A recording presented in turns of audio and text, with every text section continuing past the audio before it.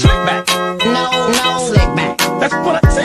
Slick back. No, nigga, I'm a pimp named Slick back. Pimp named Slick back. Pimp named, pimp named, pimp named Slick back. Nigga, are you deaf? I'm a pimp named Slick. Halo, perkenalkan nama saya Felia Putri Safira dengan NIM B10212212252. Jadi sekarang saya akan menjelaskan mengenai manajemen risiko perbankan.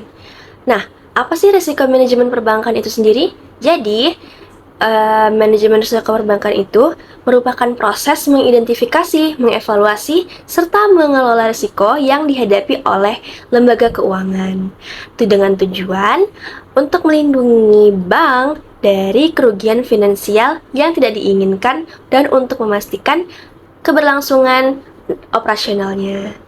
Jadi fungsi dari manajemen risiko perbankan sendiri adalah meliputi identifikasi risiko, penilaian risiko, pengembangan strategi pengelolaan risiko, serta mengimplementasikan tindakan pengurangan risiko, serta pemantauan dan pelaporan risiko secara berkala dengan pihak terkait.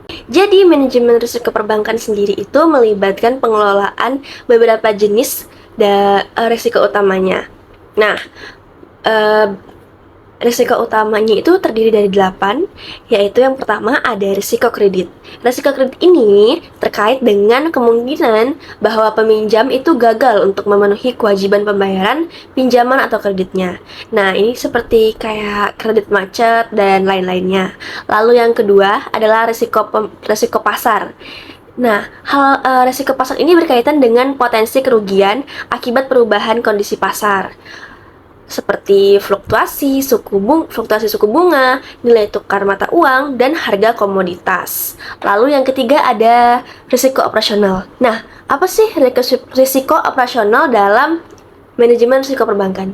Nah, risiko operasional ini adalah risiko yang timbul dari proses internal, sistem, kesalahan manusia, atau peristiwa eksternal yang dapat menyebabkan kerugian secara finansial.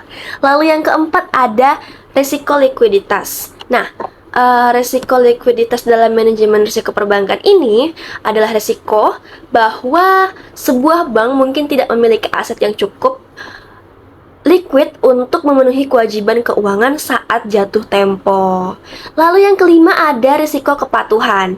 Apa sih risiko kepatuhan ini? Jadi risiko kepatuhan ini adalah risiko gagal mematuhi hukum, peraturan, atau kebijakan internal yang dapat menyebabkan masalah hukum atau denda keuangan. Nah, lalu yang keenam ada risiko reputasi. Risiko reputasi ini apa sih? Jadi risiko reputasi di sini merupakan risiko persepsi negatif yang negatif publik atau kerusakan nama baik gitu. Jadi atau bisa disebut dengan kerusakan reputasi bank.